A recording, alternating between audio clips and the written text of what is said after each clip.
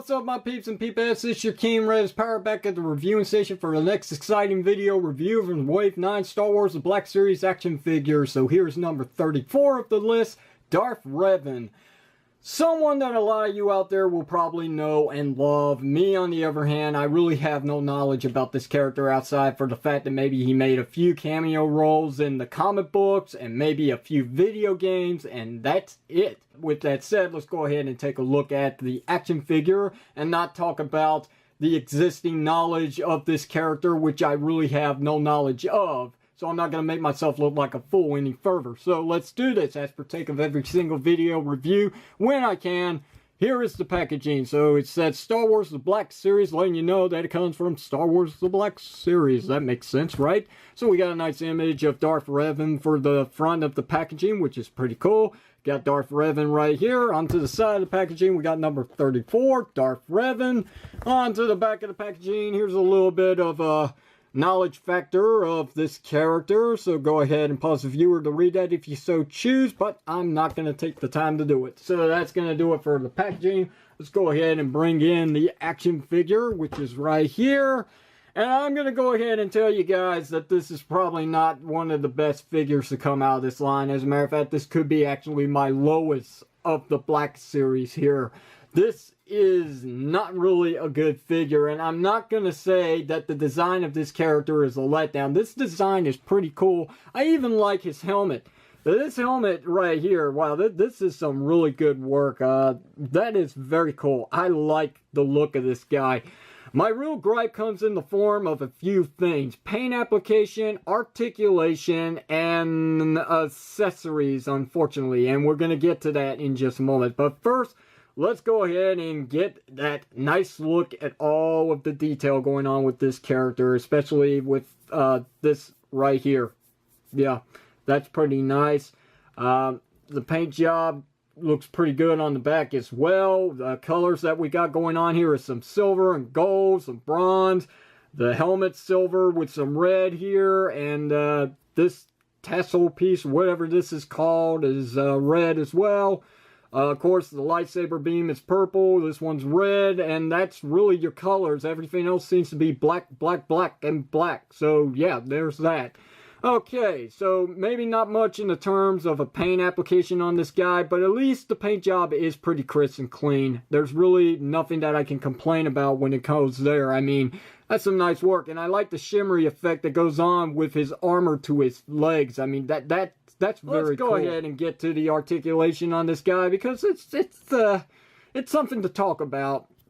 I mean, he's got a ball joint for his head, and he does have a hinge joint at the neck for up and down movement. Thanks to the fact that this is a plastic hooded piece and his shoulder bits are actually applied to it, so it's all one single piece, you're not really going to get any play value going on here with the articulation, so it's kind of useless. It makes me wonder why they even bothered.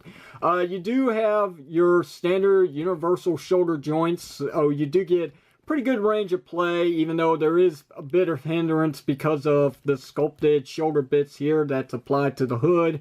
It's unfortunate. We do have single jointed elbows, which does not get a full 90-degree bend, unfortunately. We do have a swivel cut at the top portion to make up for the fact that the figure has no bicep swivel. We do have some swivel cuts at the wrists, also with a hinge joint for inward and outward movement at the hand.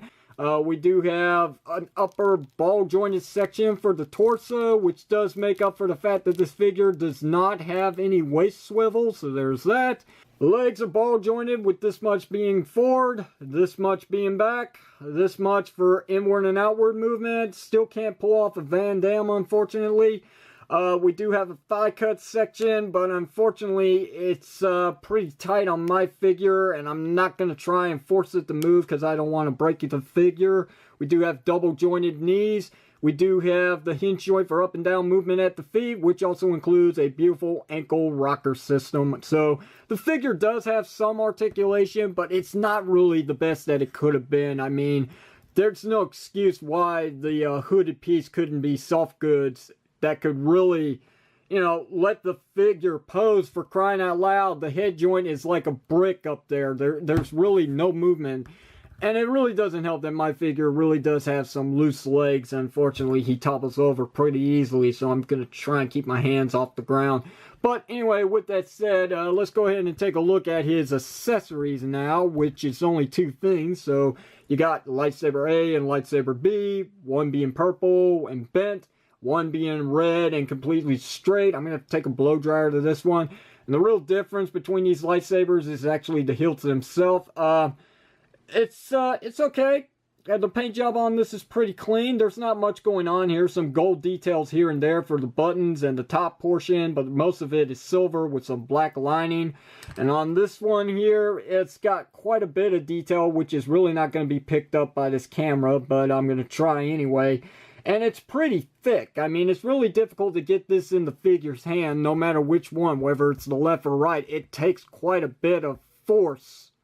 But, it can be done, but you do run the risk of bending the plastic if you're not careful. So there you basically got Darth Revan in a nutshell. There's not much else to really say about this figure except that outside of his looks and outside of his accessories, I've really got quite the complaint to go on with this figure.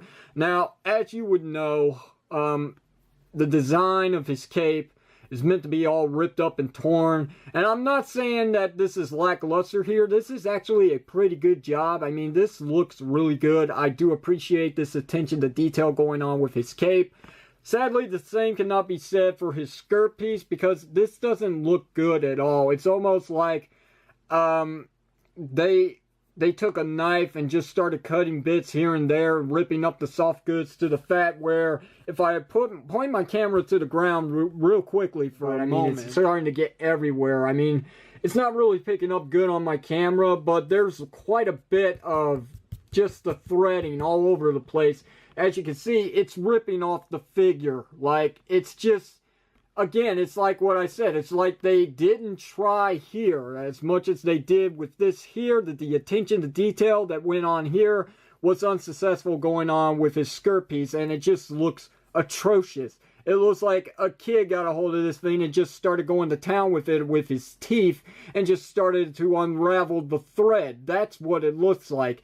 It's piss poor quality down here is what I'm trying to say. I really wish it wasn't. But with that said, does it make the detail look any better? No, not really.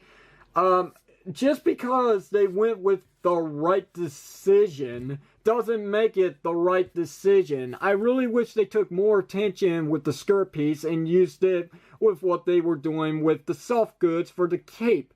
This is just unacceptable. I really do not like this, and I'm not going to go on about this complaining here because it's not going to make one bit of difference. So anyway, let's go ahead and do some size comparison to wrap up this video review. So here is Old Man Kenobi from this wave. Let's also bring in previously reviewed Sabine Wren from Star Wars Rebels. Hey, a little bit of knowledge there. So there's that. Let's bring in the AT-AT driver, which is right here. And then I'll bring the very first figure that was reviewed out of this wave of Black Series, which is Princess Leia from A New Hope. And there you got the wave so far. There's only one more figure to go, and hopefully he can make up with everything that was lackluster with this action figure. So, questions or comments, you know what to do. Hit it down below in the comment section of this video. If you like today's video review, hit that thumbs up button. And if you haven't already, don't forget to hit that subscribe button to see other video reviews similar to the one you're seeing here today. With that said, it's your Team Red is Power signing off at the reviewing station, saying thank you very much for watching this, and I will see you whenever you see me.